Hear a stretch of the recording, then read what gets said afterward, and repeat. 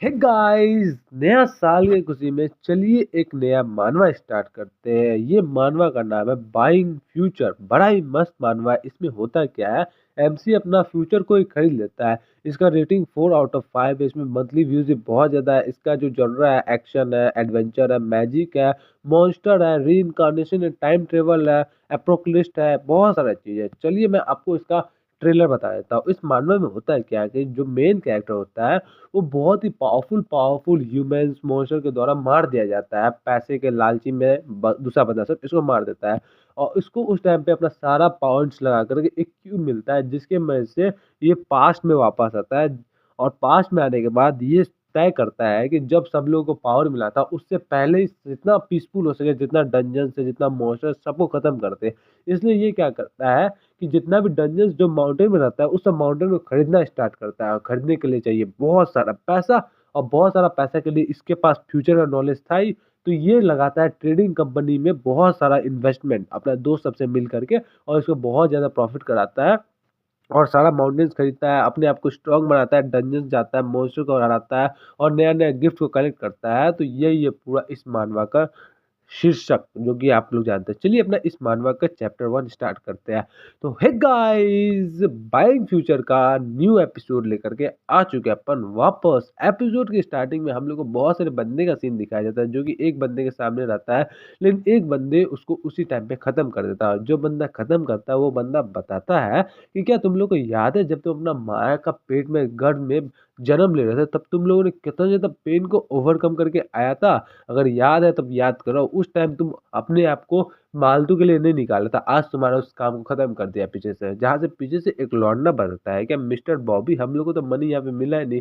ये देखिए mister Bobby बहुत ज्यादा गुस्सा होकर उसका सर धड़ से अलग कर देता है और बताता है क्या जो है उसको जाके खोजो, नहीं तो तुम सबको मैं इसी तरह खत्म कर दूंगा। यहाँ पे हम लोग को दिखाया जाता है अपना मेन कैरेक्टर का सीन, जिसके अंदर भाला घुसा रहता है और पीछे ही भाला घुसा रहता है। इसका एक हाथ कटा हुआ रहता है।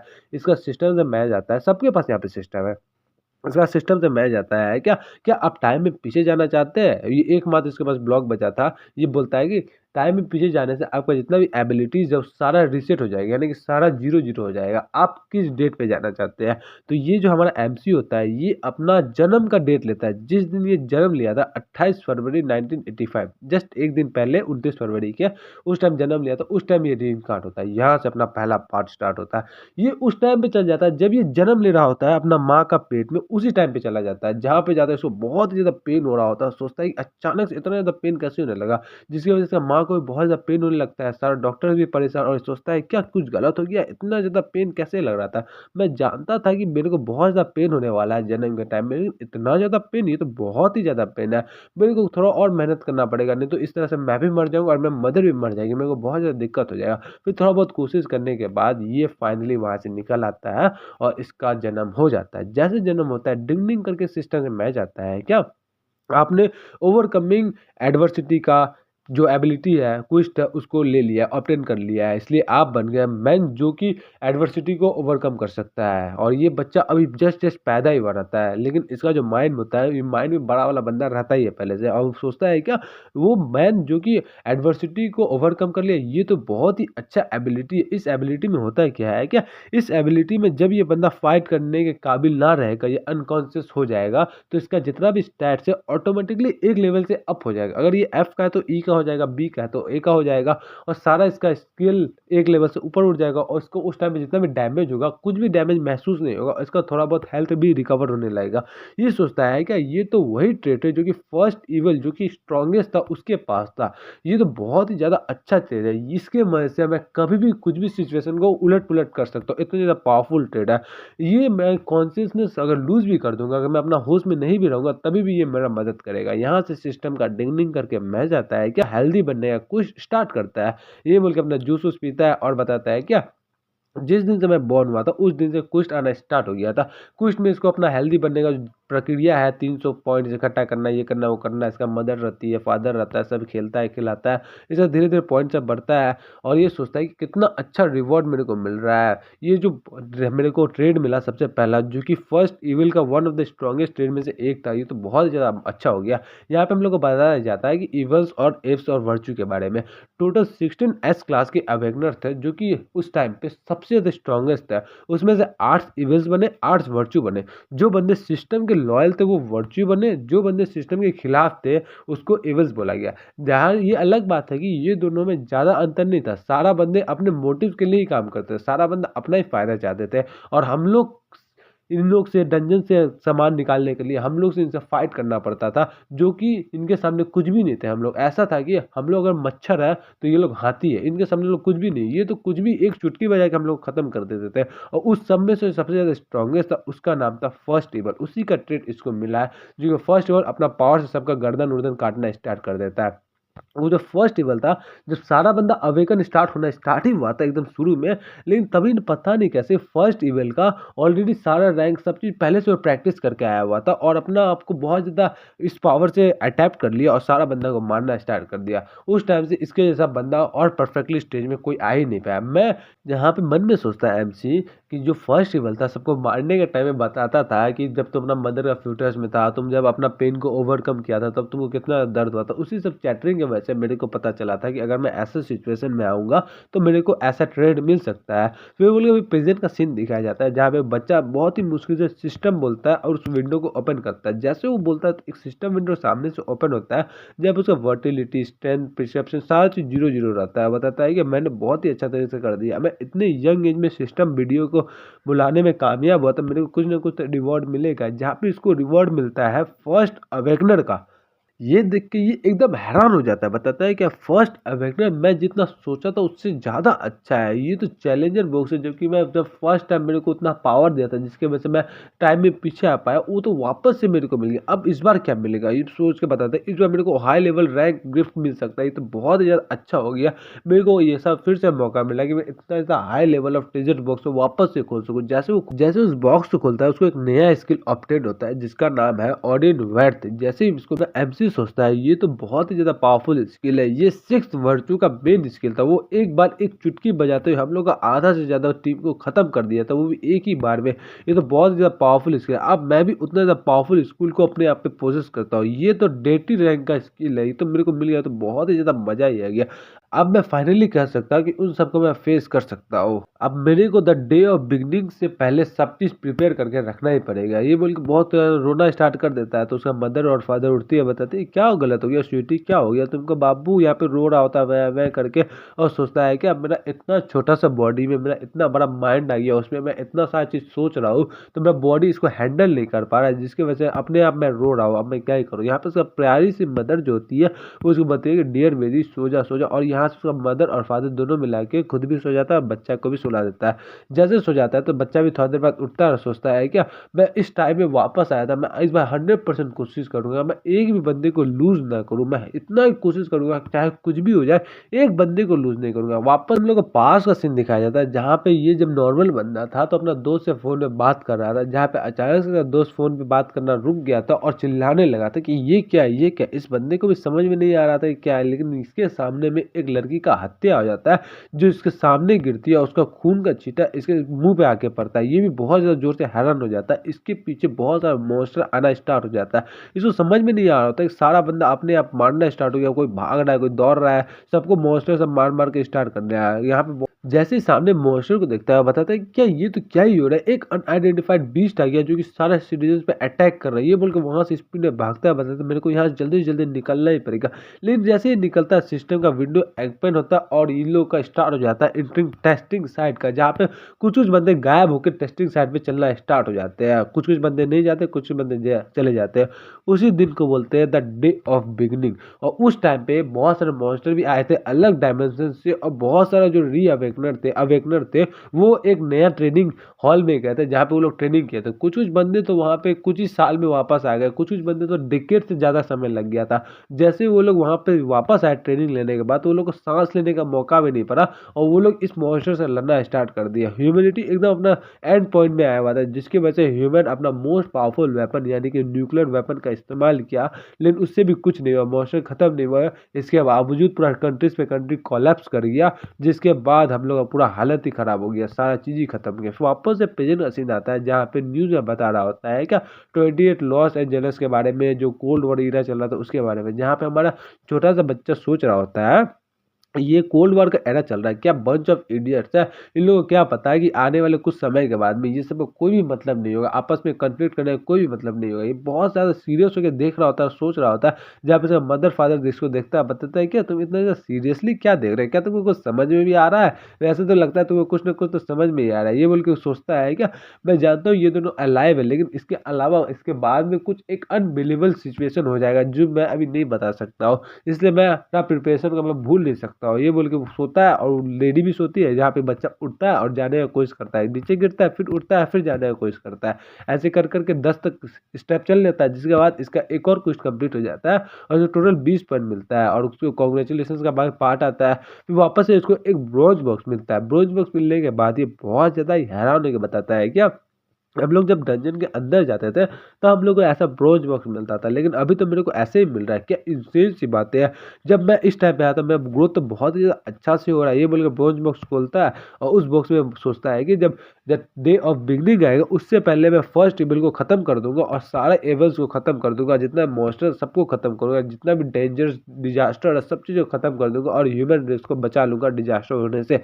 फिर सुबह का सीन दिखाया जाता है जहाँ पे हमारा एमसी बच्चा वो एक जगह बैठा रहता है और सिस्टम विंडो में देख रहा होता है, जहाँ पर सिस्टम विंडो में बोल रहा होता है कि आपको एक टारगेट ढूंढना है जिससे आपको 10 सेंटेंस बात करनी है। ये सोचता है कि ये तो जो क्वेस्ट है बहुत ही आसान है, लेकिन इससे क्या ही होगा अगर मैं अचानक किसी से बात करने लगूँ अपना मदर और फादर से, वो लोग सोचेंगे इतना छोटा सा बच्चा अचानक से बोलने कैसे लगा। इस वजह से उनको बहुत ज़्यादा हैरान हो जाएगा, जिसके बाद वो ट्रबल कॉज हो जाएगा। ये बोल के वो कैलेंडर को देखता है जहाँ पे डेट होता है 29 और इस दिन होता है थैंक्स गिविंग दिन, जहाँ पे इसका बिगर सिस्टर आती है इसे मिलने के लिए, जहाँ पे इसका मदर बताती है इसका बिगर सिस्टर का नाम जीहू, इस बंदे का नाम है सोन, ये तुम्हारा यंगर ब्रदर है, इसका अच्छा से टेक केयर करना है। तो हम लोग को पता चलता है यहाँ से हमारा एमसी का नाम है सुन्नो, जिसको हम लोग बोलेंगे सन यहाँ से। तो सुन्नो सोचता है मन में ये तो मेरा जिया नोना है, ये जो कि अभी 4 साल की है, ये बोलने में बहुत ज़्यादा अच्छी है, अभी तो हम इससे बात कर ही सकते हैं। जहाँ पे हमारा नोना बताती है क्या कितना ज़्यादा क्यूटी बच्चा है, तो हमारा जो सन होता है सोचता है मेरी नैना भी बहुत ज़्यादा क्यूटी, और सोचता है क्या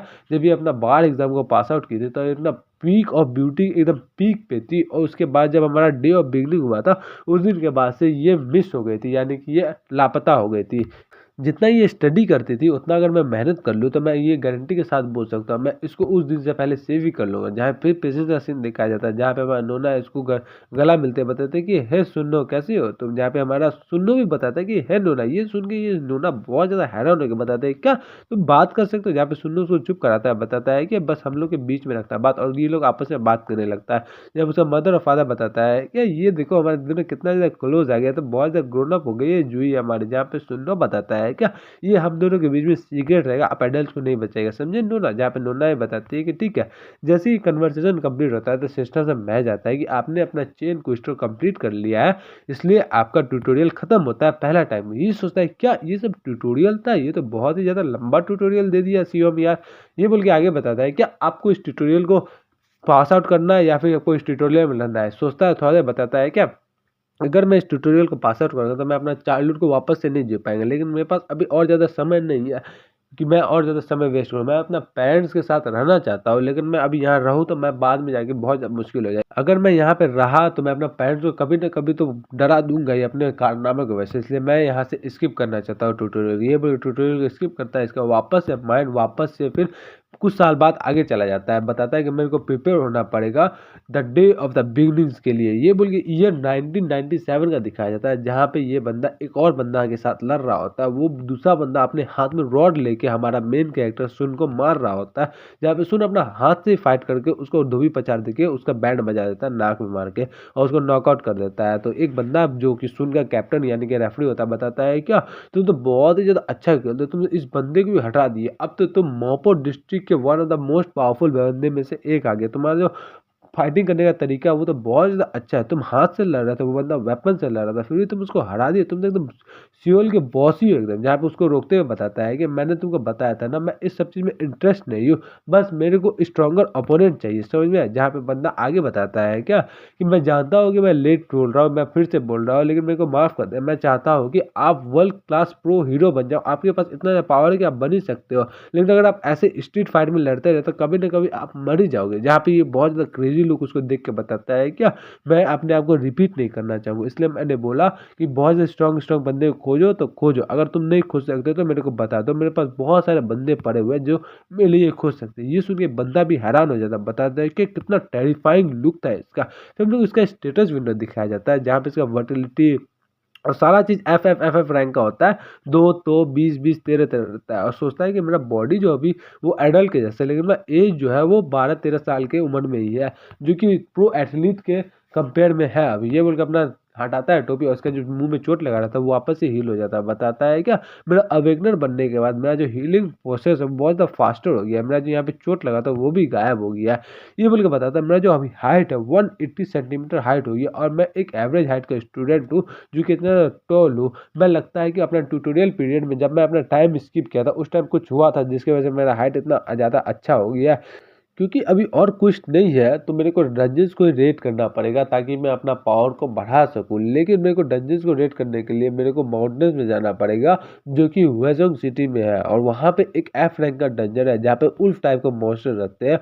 उस वो डंजन अभी सील डंजन है, मेरे को वहाँ पे जाना पड़ेगा जिसके लिए मेरे को बहुत सारी चीज़ प्रिपेयर करना पड़ेगा डंजन को रेड करने के लिए। मेरे को सबसे पहले उस माउंटेन को खरीदना पड़ेगा, फिर उसको ब्लॉकेज देना पड़ेगा, फिर उसका आउटसाइड करना पड़ेगा, फिर उसको डिफेंस प्रिपेयर करना पड़ेगा, फिर जिससे मॉन्स्टर सब बाहर ना निकल के जा पाए, और बहुत सारी चीज़ करना पड़ेगा जिसके लिए मेरे को टोटल माउंटेन को खरीदने में 1.3 मिलियन डॉलर लग जाएगा, और उसके अलावा बाकी सब चीज़ में तो अलग अलग पैसा लगेगा। इसकी वजह से मेरे को अभी बहुत सारा पैसे का नीड है, और इसके अलावा पूरा वर्ल्ड में ऐसे कितने सारे डंजन है जिसमें जाके मेरे को रेड करना है, मेरे को सारे डंजन्स को खरीदना है, इसलिए मेरे को बहुत ज़्यादा पैसा चाहिए। अभी मैं अब क्या ही कर सकता हूँ, मेरे को इस पूरा वर्ल्ड में अपना मोनोपोली करने के लिए मेरे को पैसा तो चाहिए। उसके अलावा मैं अभी इतना ज़्यादा छोटा हो कि मेरे को कोई बोरो भी नहीं देगा, पैसा बाकी में भी नहीं देगा, तो मैं अभी क्या ही कर सकूँ। लेकिन मैं इतना ज़्यादा माइनर हूँ कि कर सकता हूँ, लेकिन मेरे पास अभी फ्यूचर का नॉलेज है, इसलिए मैं इसी किसी भी इंस्टेंट में पैसा बना सकता हूँ। ये बोल के सोच रहा होता तो सामने से एक लड़की आके बताती है कि सुन लो, अपना स्टडीज में फोकस करो, तुम क्या करना चाहते हो, तो अपना थॉट्स में फिर से लॉस्ट कर गए। जहाँ पे बताता है मेरे को माफ़ कर देना, और ये बोल के निकल जाता है। बताता है क्या मिडिल क्लास स्कूल ऐसा समथिंग है जहाँ पे मैं फोकस अभी नहीं कर सकता हूँ, क्योंकि मैं एक बंदे पे ट्रस्ट करता हूँ जो कि मेरा प्रॉक्सी के टाइम पे आया था। फिर वापस से पास्ट लाइफ का इसका सीन दिखाया जाता है जहाँ पे ये बंदा हाफ रहा होता है, क्योंकि इसका खुद का टीममेट इसको धोखा दे दिया था, उसको मारने के लिए आया था। बताता है क्या कैप्टन मेरी तरह ग्रज मत रखिएगा, क्योंकि अगर आप हमारे सिचुएशन में थे तो अब भी सेम ही करते ऐसा ही, समझ में आया? जहाँ पे हमारा कैप्टन यहाँ की सोन बताता है कि हाँ मैं अब जानता हूँ कि तुम लोग कुछ ही नहीं कर सकते, लेकिन वहाँ ब्लास्ट करता है और दोनों बंदा राख बन जाता है। तो ये इधर से पीछे बताता है कि तुम सनोबिस कहाँ गए, तुम वापस से तो यहाँ मेरा बॉक्स कहाँ लेके गए। उधर से पीछे एक बंदा बताता है क्या तुम तो अपना हालत देखो, ये बोल के दिखाया जाता है। यहाँ पे एक बंदा अपना सुन देखता है कि उस दोनों बंदे को मारने वाला उस सामने में इसका आ गया। बताता है कि बहुत ज़्यादा अच्छा बात है कि मैं ज़्यादा क्लोज नहीं गया तुम्हारा। और देख के बताता है क्या तुम जोनेथन हो ना, जहाँ पे वो भी एक क्रेजी लुक देख के बताता है क्या रिलैक्स करो, सुन। ये बोल के उसको इंस्टेंट हील से उसको हील करना स्टार्ट कर देता है। ये भी बहुत ज़्यादा हैरान हो जाता है इंस्टेंट हील का वजह से। जहाँ पे जोनेथन बताता है कि मैं जो अपना डेप्थ था उसको वापस से रिपेयर कर रहा हूँ, तो ये गिव एंड टेक ऑप्शन है। तो जहाँ पे मैं सन बताता है जोनेथन को कि ठीक है, जिस पर सुन बताता है कि जोनेथन को कि ये कंपेशन अभी भी ऐसा सिचुएशन में ऐसा वर्ल्ड पे एग्जिस्ट करता है। फिर हमारा जुन और सुनो दोनों साथ में जाने लग जाता है, जहाँ पे जोनेथन सन को बताता है कि मैंने सुना था कि तुम वॉल स्ट्रीट में काम करते थे, क्या तुमको याद है उस टाइम के फाइनेंशियल मार्केट 1997 का। जहाँ पे बताता है कि मेरा कंट्री पूरा क्राइसिस में चला गया था उस टाइम पे, क्योंकि उस टाइम मैं बहुत ज़्यादा यंग था, लेकिन मैं उस चीज़ को कभी नहीं भूल सकता। तो ये सुन के जोनेथन बताता है उप्स मेरे को माफ़ कर दिया, मैं तो भूल ही गया था तुम कोरिया के हो। क्योंकि जोनेथन एक ट्रेडर था। ट्रेडर जिसको पता नहीं मैं बताता हूँ, ट्रेडर वो होता है जो कि स्टॉक मार्केट में ट्रेडिंग करता है। तो मन में सोचता है कि मैं जानता हूँ कि करंटली अपना स्टेट में नहीं है, लेकिन इस बंदे के पास इतना ज़्यादा पोटेंशियल था उस टाइम पे कि बहुत सारा पैसा कमा लिया था, लेकिन अब उसका कोई मतलब ही नहीं था, क्योंकि उस टाइम पे एशिया में बहुत ज़्यादा क्राइसिस चल रहा था। जहाँ पे जोनेथन और ये आपस में बात कर रहा होता है और बताता है कि मैं जो उस टाइम का निकनेम था, मेरा उस टाइम का निकनेम था वॉल स्ट्रीट का उल्फ।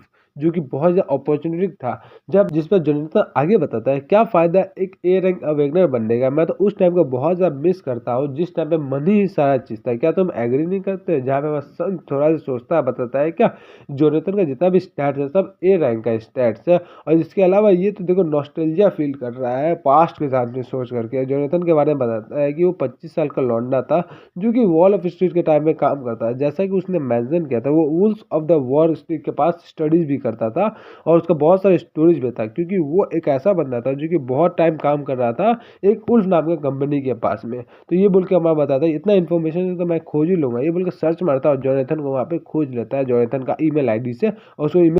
फिर हमारा सन जोनाथन को मैसेज करता है कि मैं तुम्हारा ओपिनियन जानना चाहता हूँ थाई बेट के बारे में, क्या वो अभी करेंटली ओवर वैल्यू है? जहाँ पे सोचता है मैं जहाँ तक जोनाथन को जानता हूँ वो इस ईमेल का रिस्पॉन्स जरूरी करूंगा। अगर मेरे पास जो इन्फॉर्मेशन उससे अगर वो इन्वेस्ट करेगा तो उसका पावर और उसका प्राइम बहुत ज़्यादा बढ़ जाएगा। वो बताता है क्या जोनाथन उधर से मैच जाता है कि द थाई वैल्यूड अभी ओवर वैल्यूड नहीं है। ये देख के बताता है चलो उसका मेल तो आ गया और बताता है ऐसा एक्ट मत करो जिसको तुमको पता ही नहीं। ये बोल के उसको फिर से ईमेल करता है हमारा सन जोनाथन को।